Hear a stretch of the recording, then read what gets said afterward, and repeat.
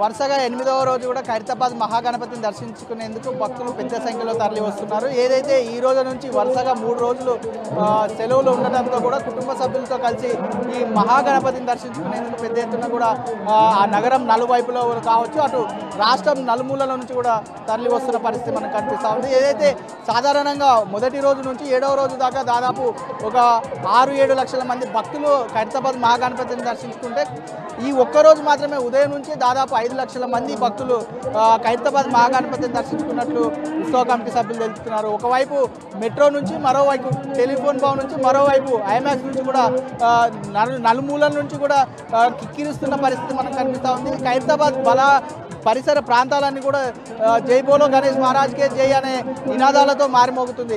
ఏదైతే గల్లీలో కూడా గణనాథుల సందడి మొదలైంది. ఈ గణనాథుల సందడితో పోలిస్తే ఈ ఖైరతాబాద్ గణపతిని దర్శించుకునేందుకు ఉదయం నుంచి కూడా అధిక సంఖ్యలో తరలి వస్తున్న పరిస్థితి కనిపిస్తున్న నేపథ్యంలో అటు పోలీస్ అధికారులు, అటు జిహెచ్ఎంసీ అధికారులు ఇప్పటికే ప్రత్యేకమైన భద్రతా ఏర్పాట్లను కూడా ఏర్పాటు చేశారు. అటు ఉత్సవ కమిటీ సభ్యులు కూడా వచ్చే భక్తులకు ఎలాంటి ఇబ్బందులు తలెత్తకుండా త్వరగా దర్శనం చేసుకొని వెళ్లే విధంగా కూడా అటు క్యూ లైన్లను ఏర్పాటు చేశారు. వచ్చే భక్తులకు ఏదైనా ఆరోగ్యం విషయంలో ఏదైనా ఇబ్బంది కలిగితే కూడా అక్కడక్కడ మెడికల్ క్యాంపులను ఏర్పాటు చేశారు. ముఖ్యంగా మహిళలకు సంబంధించిన ఆకతాయిల నుంచి ఎలాంటి ఇబ్బంది లేకుండా షీటింగ్స్ని ఏర్పడి అటు సీసీ కెమెరాల ద్వారా కూడా ఎప్పటికప్పుడు పోలీసు అధికారులు మానిటరింగ్ చేస్తున్న పరిస్థితి కనిపిస్తూ ఉంది.